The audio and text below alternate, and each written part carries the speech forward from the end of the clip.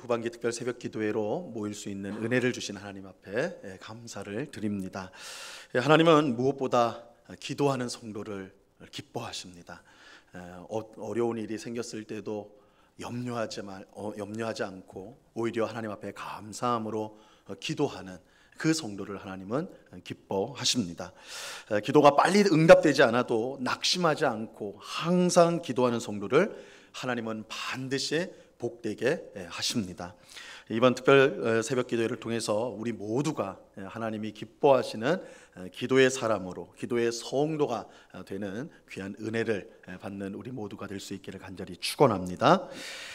오늘부터 한 주간 이 새벽마다 우리는 예배자입니다. 우리는 예배자입니다. 라는 주제로 말씀을 제가 드리고자 합니다. 특별히 이 구약 성경 레위기에 나오는 5대 제사를 통해서 하나님이 기뻐 받으시는 예배와 또한 예배자에 대해서 우리가 살펴보려고 해요.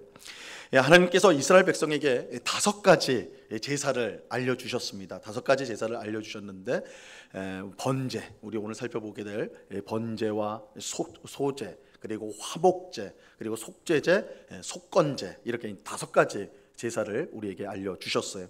이 5가지 제사는 하나님이 기쁘게 받으시는 예배가 무엇인지 그 특징들을 각각 우리에게 알려주고 있습니다. 자, 그런데 우리는 제사를 본격적으로 살펴보기 전에 가장 기본이 되고 중요한 내용을 우리가 먼저 확인을 해야 합니다. 그것은 하나님께서 자기 백성, 즉 우리 성도를 만나기를 기뻐하신다는 사실이에요.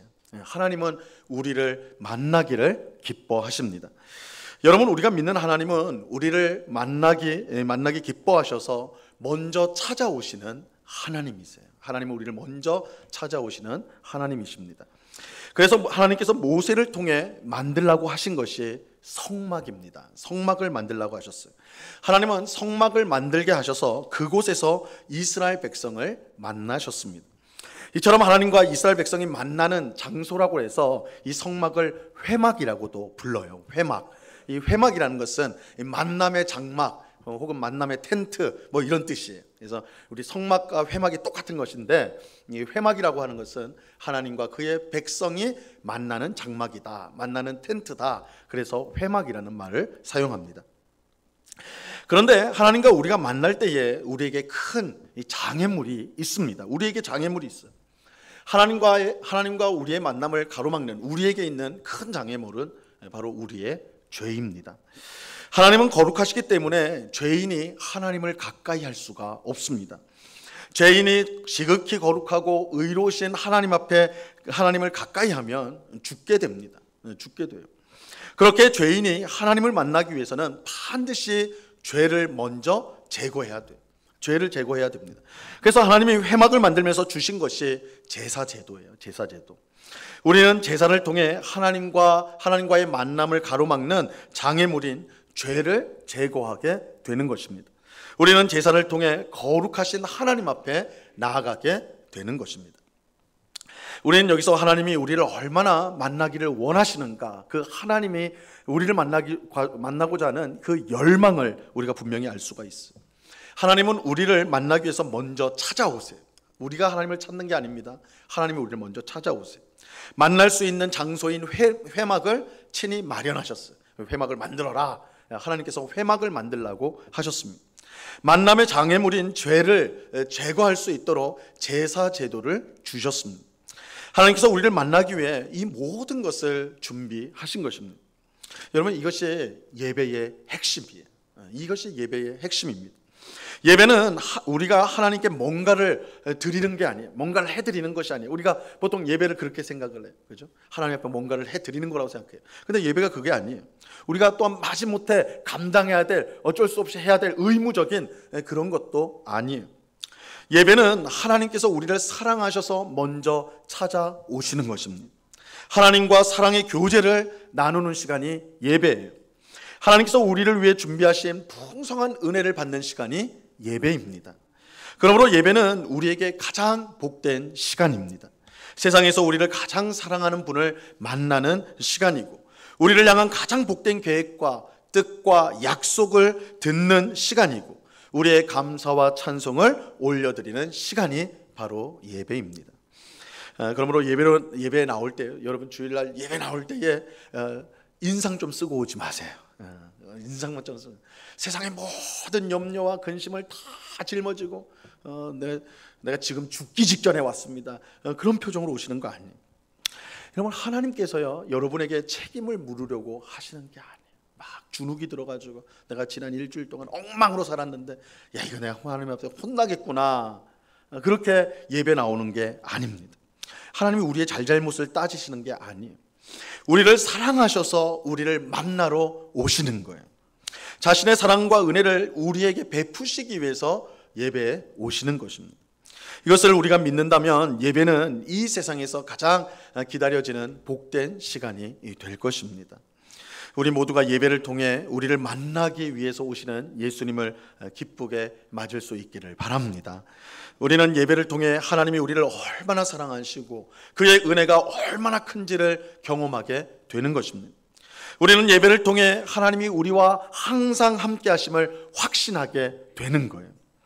우리는 그렇게 우리 믿음의 선배들은요 이 예배를 그야말로 목숨처럼 여겼어요. 이 예배가 신자의 성도의 가장 큰 기쁨이요 행복이요 또한 하나님을 만나는 시간이요 또한 우리가 하나님 앞에 드려지는 시간이기 때문에 그것을 목숨처럼 그들은 여겼던 것입니다. 예배를 통해 우리를 찾아오시는 하나님의 사랑과 은혜를 항상 누리는 우리 모두가 될 수 있기를 바랍니다. 이제 우리는 이제 레위기의 5제사를 이제 차례로 살펴볼 텐데요. 오늘은 번제, 첫 번째 제사, 이 번제를 보도록 하겠습니다. 이 번제는 이스라엘 백성의 말인 히브리어로 올라라고 합니다. 올라, 히브리 말로 올라가 번제인데 놀랍게도 우리 한국말하고 똑같아요. 이 올라의 뜻이 뭐냐? 올라감이에요. 올라감. 그래서 우리 한국 사람들은 이거 외우기가 너무너무 좋아요. 번제는 올라인데 올라감이라는 뜻이다. 그럼 뭐가 올라가느냐? 제물을 불태웠을 때 그 연기가 하나님께로 올라간다. 그래서 이 번제를 올라라고 부릅니다. 올라감, 하나님께 올라가는 거예요. 이 연기가 올라갈 때 향기로운 냄새가 나서 하나님이 그것을 기쁘게 받으십니다. 이게 번제예요. 번제는 모든 제사의 기본이 됩니다. 기본이 되는 제사예요. 그래서 성막에서 매일 아침과 저녁에 드리게 돼요. 매일 아침과 저녁에 드리는 제사가 번제입니다. 이처럼 매일 드리는 번제를 상번제라고 말을 합니다. 상번제, 항상 드리는 제사라는 것이죠. 번제는 기본이 되는 제사이기 때문에 이스라엘 백성이 유월절과 같은 절기, 유월절, 오순절, 초막절 여러 절기들이 있잖아요. 그런 절기를 맞을 때마다 드려지는 제사가 번제예요. 번제. 이 기본이 되는 제사이기 때문에 언제나 번제가 드려집니다. 또 개인이 어떤 감사나 소원이 있을 때에 이제 이 번제를 드리기도 하였습니다. 우리가 잘 아는 솔로몬의 일천 번제, 그죠? 일천 번제가 바로 번제예요. 이 개인이 드린 번제입니다. 이 매일 드리는 번제는 오늘 우리에게 예배는 주일 하루만 드리는 것이 아니라 매일매일 드려야 한다는 사실을 우리에게 알려줍니다. 물론 주일 오전에 드리는 공예배는 하나님과 그의 백성인 성도가 공식적으로 공적으로 만나는 가장 중요한 예배임에는 틀림이 없습니다. 하지만 그 시간에만 예배 드리는 것으로 만족하면 안 돼요. 야, 내가 주일날 공예배를 드렸으니까 내가 일주일에 해야 될 예배는 딱 다 됐다, 이렇게 생각하면 안 돼요. 오히려 우리는 매일 하나님께 예배하는 삶을 살아가야 합니다. 우리는 이것을 삶의 예배라고 부릅니다. 그래서 주일 딱 하루만 예배하는 날이 아니라 사실은 나머지 6일도 우리가 하나님 앞에 예배를 드려야 되는데 그것을 삶의 예배라고 불러요. 사도 바울은 로마서 12장 1절에서 우리가 드려야 될 예배가 무엇인지를 알려주었습니다. 자, 이 말씀을 한번 같이 읽어봅니다. 시작. 그러므로 형제들아, 내가 하나님의 모든 자비하심으로 너희를 권하노니 너희 몸을 하나님이 기뻐하시는 거룩한 선 제물로 드리라. 이는 너희가 드릴 영적 예배니라. 우리는 옛날 이스라엘 백성처럼 가축을 제물로 드릴 필요는 없습니다. 예수님께서 십자가에서 흠없는 자기의 몸을 우리 죄를 위한 제물로 드리셨기 때문입니다. 이것은 단 한 번의 영원한 제물이 됐기 때문에 우리는 더 이상 이제 가축을 가지고 교회에 와서 제사를 드릴 필요는 전혀 없어요. 우리는 제사를 드리지 않습니다. 대신 우리는 우리 몸을 하나님이 기뻐하시는 거룩한 산 제물로 드려야 합니다. 이것은 우리 몸으로 하는 일상의 모든 일로 하나님을 기쁘시게 해야 한다는 뜻입니다. 즉 우리의 삶이 하나님께 드리는 제물이 되는 것이고 예배가 되는 것입니다. 그래서 예수님의 십자가 죽음 이후에는 우리가 더 이상 제사를 드리지 않아요. 그러나 우리 몸을 살아있는 산 제물로 하나님 앞에 드려야 되는데, 산 예배로 드려야 되는데, 그것은 우리의 일상을 통해서 하나님을 예배해야 된다는 것입니다. 예배는 주일에 한 번 예배당에서만 드리는 것이 아닙니다. 나머지 6일 동안 우리는 삶을 통해서 하나님을 예배해야 합니다. 우리가 가정과 직장과 어느 곳에 있든지 그곳에서 하나님의 뜻에 순종함으로 하나님을 예배해야 하는 것입니다. 이것은 내가 가정에 있다, 이 가정에 하나님이 계신 줄로 믿고 그 말씀에 순종하고 하나님을 찬송하고 감사하고 하나님 앞에서 살아간다면 그것이 삶의 예배예요. 여러분이 직장에서 이곳에 하나님이 함께 하시기 때문에 하나님 앞에 충성됨으로 내게 맡겨진 일들에 최선을 다하는 것, 그것이 예배의 삶의 모습인 거예요. 예배의 삶의 모습이라는 것이죠. 이것이 번제를 통해 예배자인 우리에게 주시는 첫 번째 교훈, 우리의 삶의 예배를 우리가 드려야 된다. 삶의 예배를 우리 하나님 앞에 드려야 된다. 이것이 번제를 통해 우리에게 주시는 첫 번째 교훈입니다. 자, 한편 번제는 소나 양, 염소 등의 가축을 제물로 드리는데 이때 가죽을 제외한 전체를 불로 태우게 됩니다. 이 번제는 다 태워요. 이제 가축의 가죽만 빼고 가죽은 벗겨내고 그 외에 모든 걸 다 태워서 드리는 게 번제입니다. 이 오늘날과 달리 성경이 기록된 고대에는요, 이 가축이 매우 귀하고 비쌌습니다. 매우 귀하고 비쌌어요. 예전 우리 모두가 배고팠던, 사실 저는 이제 직접적으로 경험해 보지는 않은 시간이지만 이 보릿고개 우리 이제 연세 드시는 우리 성도님들은 다 기억하실 텐데, 보릿고개 때는 고기 먹는 게 너무너무 귀한 거 아닙니까, 그죠? 그래서 뭐 고기를 구워 먹는다 이건 생각도 못 하고, 고기가 나오는 국, 그죠? 고기로 이제 고깃국이 나오는 거는 제가 들어보니까 1년에 3번 나온다고 그래요. 설날, 추석, 그리고 생일날. 이 3번 이렇게 나온다. 고기가 귀한 거니까, 그죠? 근데 고대에는 이 이스라엘 고대 사회에는 이 고기라는 건 너무너무 귀한 것입니다. 근데 그렇게 귀한 고기를요, 번제를 바치게 된다. 그러면 가죽을 빼고는 다 태워서 올려드려야 되는 거예요. 가죽은 제사장에게 주고 고기는 다 태우는 거예요. 다 태우는 거예요. 이렇게 보면 이 번제는요, 가장 값비싼 제사가 돼요. 다 태워버리는 거니까. 다 태워서 하나님 앞에 드리는 거니까 가장 비싼 제사가 되는 것입니다. 이처럼 모든 것을 다 태워드리는 번제는 하나님을 향한 전적인 헌신을 상징합니다. 전적인 헌신을 상징해요. 하나님은 우리를 사랑하시기 때문에 자신의 모든 것을 희생하셨습니다. 여러분, 하나님이요, 우리를 위해 자신의 가장 귀한 것을 희생하셨다는 사실을 아십니까? 그거 어떻게 합니까? 하나님은 자기 아들, 자신에게 있는 가장 귀한 아들을 십자가에 내어놓으심으로 자신의 가장 귀한 것을 희생하셨어요. 그렇게 하나님이 우리에게 우리의 전부를 요구하는 것은 너무나 당연한 거예요. 하나님이 우리에게 자신의 모든 것을 주셔서 우리를 사랑해 주셨기 때문에 우리에게도 너희의 모두 전부를 다해 나를 사랑해라, 이렇게 요구하는 것은 당연한 것입니다. 신명기 6장 5절 말씀에 보면요, 이렇게 말씀합니다. 같이 읽어봅니다. 시작. 너는 마음을 다하고 뜻을 다하고 힘을 다하여 내 하나님 여호와를 사랑하라. 마음과 뜻과 힘을 다하여 하나님을 사랑하라는 것은, 그죠? 하나님을 사랑하는 것은 우리의 전부로 사랑하라는 거예요. 우리를 전부로. 번제가 바로 이것을 보여주는 거예요. 우리를 위해 모든 것을 주신 하나님께 우리의 모든 것을 드리는 제사가 번제입니다. 오늘 우리의 문제는 하나님께 우리가 드리긴 드리는데 언제나 일부만 드린다는 거예요. 일부만 드려요. 내 전부를 드리는 것이 아니라 내가 정한 만큼만, 내가 할 수 있는 만큼만 드려요. 온전한 사랑이 아니라 반쪽 사랑인 것입니다. 하나님을 사랑하지만 돈도 사랑해요. 하나님을 사랑하지만 세상의 성공도 쾌락도 함께 사랑하는 것입니다.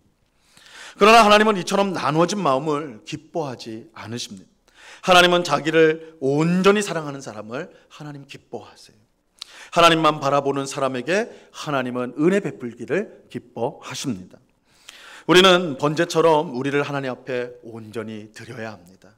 우리가 하나님을 기쁘시게 하는 예배자는 자신의 모든 것을 하나님 앞에 드리는 예배자입니다. 자신의 마음과 자신의 모든 것을 하나님 앞에 드릴 때 그것이야말로 참된 예배가 되는 것이죠.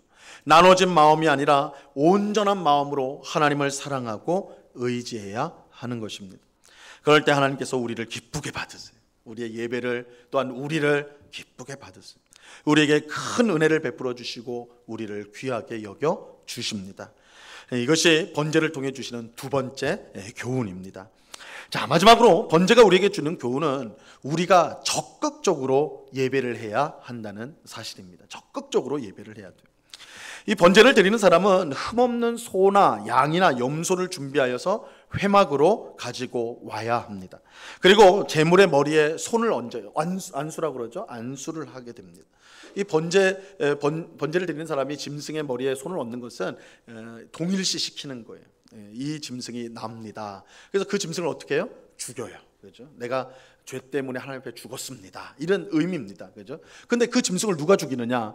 이 번제를 가져온 사람이 죽이게 돼요. 짐승을 죽입니다. 그 제물을 죽인 후에 제단 위에서 불태울 수 있도록 그 제물을 여러 조각으로 나누는 일도 제사를 드리는 사람이 하게 됩니다. 우리 성경에는 이제 각을 뜬다고 나와요. 짐승의 각을 뜬다. 이거는 제단 위에서 이제 제물을 잘 태우기 위해서 여러 조각으로 자른다라는 뜻이에요. 각을 뜬다는 건 그런 뜻입니다.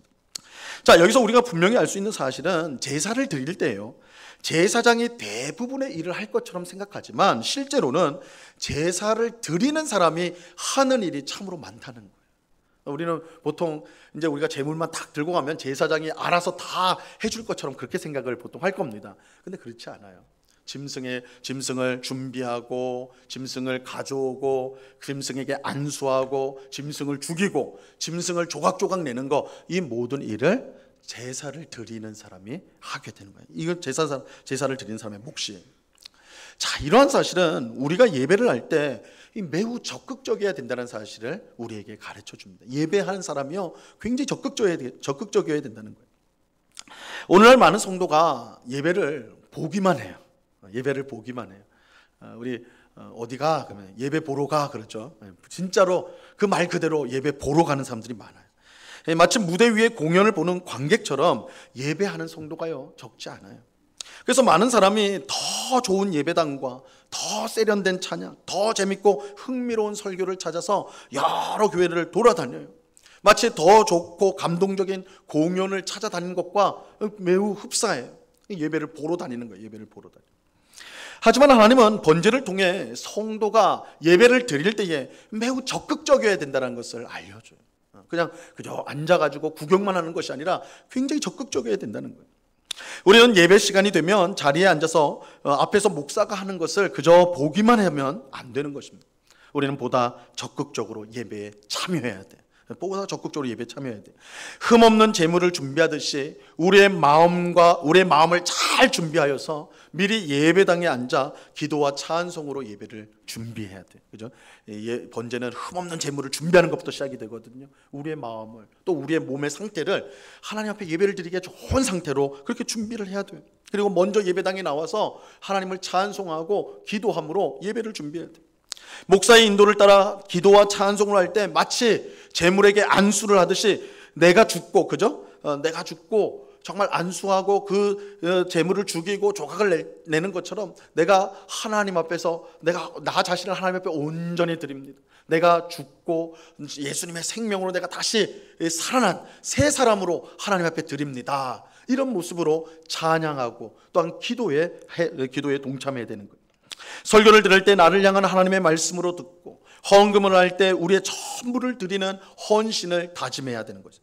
축도를 통해 하나님이 우리에게 주시는 복과 은혜에 감사하면서 확신을 가지고 세상을 향해 나아가야 돼요. 그러니까 우리가 예배의 모든 요소마다 우리가 해야 될 몫이 있어요. 우리가 준비하고, 또한 우리가 하나님 앞에 기도하고 찬송하고, 또 주의 말씀을 듣고 축도를 받고 힘있게 밖으로 나가는, 세상을 향해 나가는, 그렇죠? 예배자가 적극적인 모습이 있어야 되는 것입니다. 우리는 우리에게 적극적으로 다가오시는 하나님께, 그죠? 하나님도 우리를 적극적으로 만나기 위해서 오시거든요. 우리도 적극적으로 그 하나님을 예배해야 하는 것입니다. 이것이 번제가 우리에게 주는 세 번째 교훈입니다. 오늘 새벽에 기도하는 우리 모두가 이 번제를 통해서 주시는 하나님의 말씀, 교훈을 마음에 잘 새길 수 있게 되기를 바랍니다. 우리 세 가지를 봤어요. 첫째는 우리는 매일의 삶을 통해 예배해야 된다. 매일의 삶을 통해 우리는 예배를 해야 돼. 우리는 삶의 예배자가 돼야 돼요. 이제 우리가 기도회를 마치고 여러분의 가정으로, 직장으로, 여러분들이 있는 곳으로 갑니다. 그곳에서 여러분 예배자라는 정체성을 잊어버리면 안 돼. 내가 있는 곳에 하나님이 함께 하시고 하나님 앞에 내가 예배하는 예배자적 삶을 살아야 하는 것입니다. 둘째, 우리는 하나님을 온전히 사랑하는 예배자가 되어야 합니다. 온전히 반쪽이 아니라, 나눠진 마음이 아니라 나를 위해 모든 것을 주신 하나님 앞에 나의 마음을 전부를 드립니다. 온전한 마음으로 예배하는 예배자가 되어야 합니다. 마지막으로 우리는 적극적으로 하나님을 예배해야 돼요. 적극적으로 하나님을 기쁘시게 하기 위해서 잘 준비되어져서 하나님 앞에 나와서 기도와 찬송으로 하나님을 기쁘시게 하는 예배자가 되어야 하는 것입니다. 이 번제를 통해 주신 교훈을 따라 하나님을 기쁘시게 하는 예배를 드리는 오늘 우리 모든 예배자가, 우리 모든 성도가 그런 예배자가 될 수 있기를 바랍니다. 그 은혜가 우리의 평생 있어서 하나님을 항상 기쁘시게 하는 그런 예배자의 삶을 살아가는 우리 모두가 될 수 있기를 우리 주님의 이름으로 간절히 축원합니다. 기도하겠습니다. 하나님 아버지, 감사합니다. 번제를 통해서 주신 이 예배에 대한 교훈을 우리의 마음속에 잘 새길 수 있게 하여 주옵소서. 아버지 하나님, 주일 하루만 예배하는 날이 아니라 나머지 6일 우리의 삶의 예배로 하나님께 영광 돌리게 하여 주시옵소서. 아버지 하나님, 우리가 온 마음을 다해 하나님을 예배하는 마음과 뜻과 정성을 다해 주님을 사랑하고 예배하는 그런 온전한 예배자 되게 하여 주시옵소서. 아버지 하나님, 적극적으로 예배하기를 원합니다. 수동적으로 이끌려서 되어지는 예배가 아니라 정말 하나님을 기쁘시게 하기 위해서 잘 준비되어지고 적극적으로 임하는 그런 복된 예배를 드리게 하여 주시옵소서. 그래서 우리 하나님을 기쁘시게 하는 예배의 삶을 우리 평생 살아가는 주의 백성 되게 하여 주옵소서. 감사와 찬송을 주께 드리오며 예수 그리스도의 이름으로 기도드리옵나이다. 아멘.